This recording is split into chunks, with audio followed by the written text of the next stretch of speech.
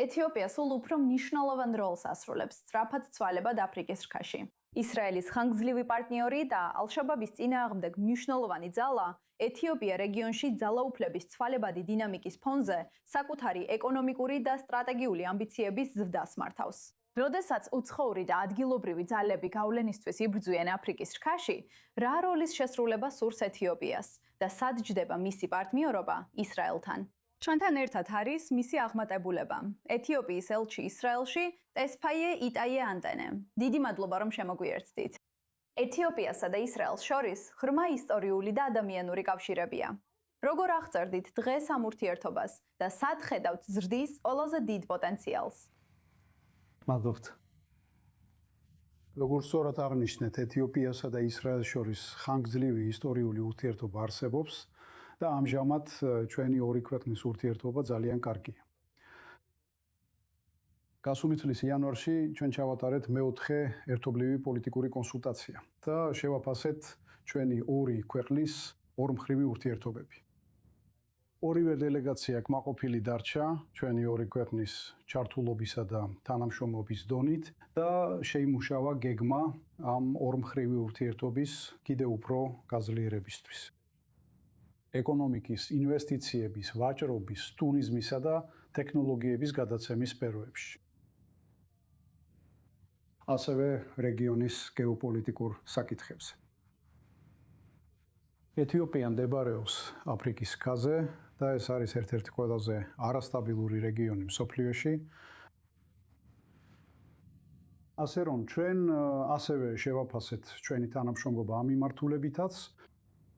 ასე რომ ზოგადად ჩვენი ორი ქვეყნის ურთიერთობის დონე ძალიან კარგია. და არსებობს გზა რომ კიდევ უფრო გავაძლიეროთ ის ეკონომიკის სფეროში, ხალხთა შორის ურთიერთობებში და სხვა სფეროებშიც. ესე რომ განვითარების სფეროშიც კარგი ურთიერთობაა. მინდა საუბარი ცოტა სხვა მიმართულებით გადავიტანო. ეთიოპია მნიშვნელოვანი ნაწილია ალ-შაბაბთან ბრძოლაში. რამდენად სერიოზულია ტერორისტული საფრთხე ამჟამად აფრიკის რქაში და როგორ უმკლავდება ეთიოპია ამ პრობლემას და რა როლი შეიძლება ჰქონდეს ამ კონტექსტში ისრაელს? ბოლო 20 წლის განმავლობაში ეთიოპია ებრძვის ტერორისტულ ელემენტს. სომალიში თავისი ჯარების გაგზავნით და ძალიან დიდ როლს ასრულებს ამ ტერორისტული ელემენტის წინააღმდეგ ბრძოლაში. ჩვენი ჯარები კვლავ სომალიში არიან და ალ-შაბაბთან იბრძვიან. ალ-შაბაბი ხან სუსტდება, ხანაც კვლავ საფრთხეს უქმნის სომალისა და მეზობელ რეგიონებს. ამ ტერორისტული ელემენტის პრობლემისა და იმ ქაოსის გათვალისწინებით, რომელსაც ისქმის, ეთიოპია აქტიურად მუშაობს ამ ტერორისტული ელემენტის შეკავებაზე, ჯერჯერობით ძალიან კარგად გაართვა თავი. მან ითანამშრომლა აფრიკის კავშირთან, მეზობელ ქვეყნებთან, აშშ-სა და სხვა დიდ ძალებთან, ასევე ევროკავშირთან, ასე რომ ისრაელთანაც შეუძლია გააზიაროს სადაზვერო ინფორმაცია, ითანამშრომლოს სხვა სფეროებში, იცით, აკონტროლოს ეს. ტერორისტული ელემენტის გავრცელება აფრიკის რქის სხვა რეგიონებში და მის ფარგლებს გარეთ. და როგორც დიდი ზღვაზე გასასვლელის არ მქონე ქვეყანა, ეთიოპია აღწერს ზღვასთან საიმედო ცდომას, როგორც მის განვითარებისთვის აუცილებელ ფაქტორს. რა ტიპის შეთანხმებას ეძებს ეთიოპია საბოლოოდ? და როგორ შეიძლება ისრაელის მიერ სომალილენდის აღიარებამ გავლენა მოახდინოს ამ მიზანზე? ეხლა ეთიოპია ხმელეთით არის გარშემოთმული, მაგრამ ის ერთ-ერთი არის, იცით, მოსახლეობის რაოდენობით მსოფლიოში ერთ-ერთი უდიდესი ხმელეთით გარშემოთმული ქვეყანა. ეთიოპია ცდილობს დიპლომატიური გზებით მიიღოს ცდომა ზღვაზე.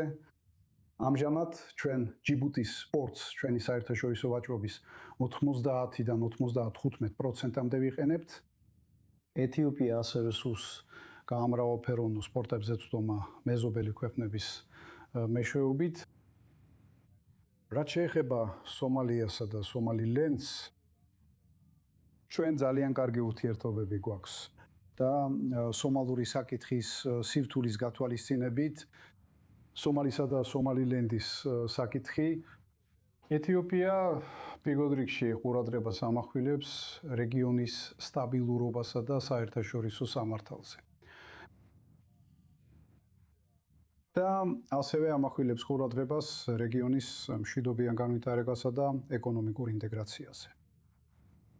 ჩვენ ამჟამად ასევე ვიყენებთ ბერბერას პორტს, რომელიც სომალილენდში მდებარეობს. და ამ პორტში ჩვენ ასევე გვაქვს 19%-იანი წილი.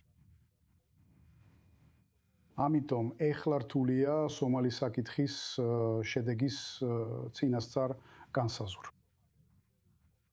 ეს ძალიან რთულია და ჩვენ უნდა მივყვეთ პროცესს და ყოველ ჯერზე მივიღოთ საჭირო ზომები.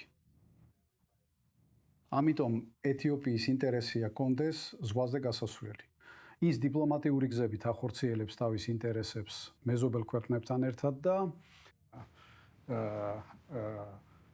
რეგიონალურ მთავრობასთან თანამშრომლობით. ამ კონტექსტში ჩვენ ვცდილობთ მოვიპოვოთ ზღვაზე გასასვლელი და გავამრავალფეროვნოთ. პენიის ლამუს პორტიდან დაწყებული ეთიოპიის ჩრდილოეთ ნაწილამდე, პორტ სუდანამდე და ასევე ერიტრეისა და ჯიბუტის პორტებამდე. აქ ძალიან ბევრი შესაძლებლობაა. თუ ფართო სურათს შევხედავთ, პოლიტიკურად და გეოპოლიტიკურად, ხედავთ ისრაელს, ეგვიპტეს, არაბთა გაერთიანებულ საამიროებს, საუდის არაბეთს, თურქეთს. ყველა მათგანი აფართოებს და ცდილობს გააფართოოს თართოოს თავისი როლი აფრიკის რქაში. როგორ ახერხებს ეთიოპია ამ კონკურენტული ურთიერთობების დაბალანსებას ისე, რომ არ აღმოჩნდეს ჩათრეული რეგიონულ დაპირისპირებებში? დიახ, ეთიოპია ყოველთვის აყენებს საკუთარ ეროვნულ ინტერესებს წინა პლანზე და სხვადასხვა ძალებთან დაბალანსებული ურთიერთობები ეთიოპიის საგარეო პოლიტიკის ერთ-ერთი მთავარი პრინციპია. ამიტომ ეთიოპიას სურს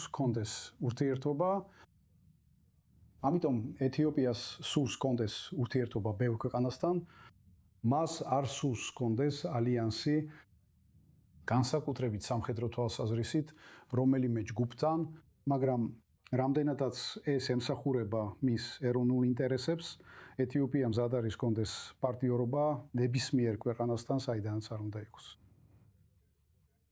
ასე რომ თავარი პრინციპი თავად ქვეყნის, ანუ ეთიოპიის ეროვნული ინტერესი. ამიტომ ეთიოპიას აქვს ხედვა, რომ კონდეს ზღვაზე გასასვლელი. მას აქვს ხედვა, რომ გაამრავალფეროვნოს ნავსადგურებზე წვდომა. მას აქვს ხედვა, რომ ძალიან პოზიტიური როლი შეასრულოს წითელი ზღვისა და ადენის ყურის უსაფრთხოებასა და სტაბილურობაში. ამ შემთხვევაში მას შეუძლია დადებითად შეიტანოს თავისი წვლილი და ითანამშრომლოს ნებისმიერ ქვეყანასთან ან ჯგუფთან, რომელიც მსოფლიოს ნებისმიერი წერტილიდან მოდის. კარგი, ეს ძალიან პოზიტიური შენიშვნა. დიდი მადლობა ელჩოტ ესპაიეიტაი ანდენე. ჩვენ ნამდვილად ვაფასებთ, რომ მოხვედით. დიდი მადლობა, ეს ჩემთვის სიამოვნება.